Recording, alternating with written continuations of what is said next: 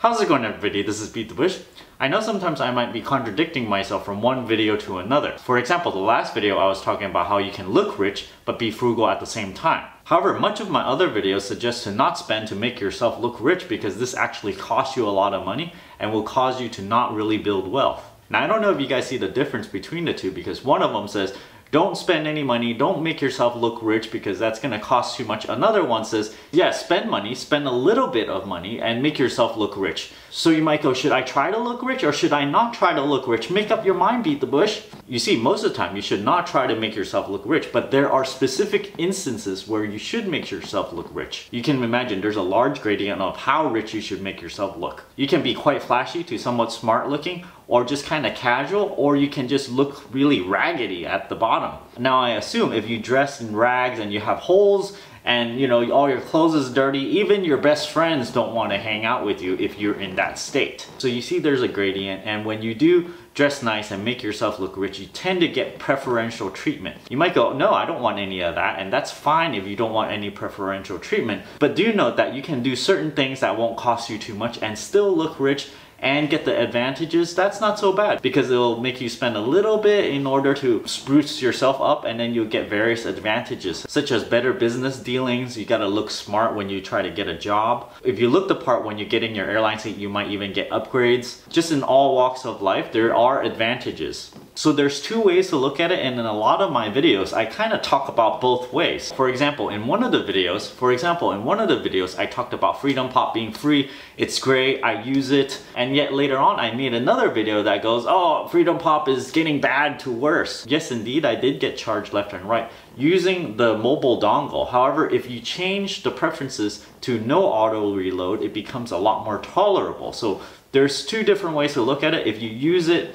in the wrong way, then yeah, it won't be so recommended. But if you know how to use something, then you can have a different view of the service. Another one you might assume based on my channel that I am pro credit card. Everyone should get a credit card, but this is simply not true. I've said this in multiple videos, and a lot of people just want to say, oh, credit cards are bad on my videos, but I never made a video that said you should actually use cash only.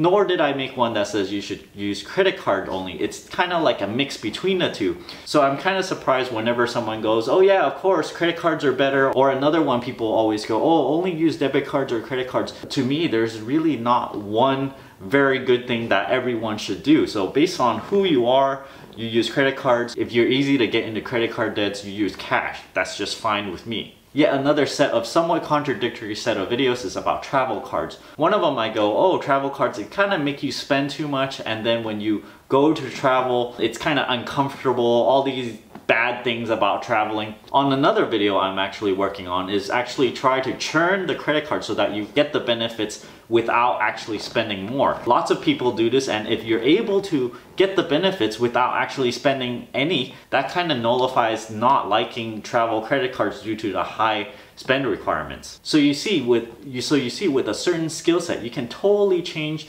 the view of if one thing is bad or good towards yourself. Just to go over real quick what skill set was needed in each of these four things. For looking rich, you have a purpose to do it and you can do it for cheap, then it's somewhat justified. For Freedom Pop, if you're willing to turn off the auto reload, then your views on that service will be completely different. For credit cards or cash, if you know how to use a credit card well, then of course you're going to be on the side of the credit card versus cash. For travel credit cards, if you know how to churn them without spending extra, then you would be on the side of wanting more travel credit cards. So most of these topics, even for videos where I am strictly on one side or the other, usually have two sides of the same coin. So I encourage yourself also to always think of both sides of the same coin. I know sometimes it might be hard when you have very strong feelings for one thing, but I really do think it's beneficial to anybody that's able to look at the same topic from multiple angles. So thanks for watching. This is more like an explanation of a channel rather than a straight up video where I'm teaching anything. Don't forget to give me a like on this video, comment down below. Let me know what you think of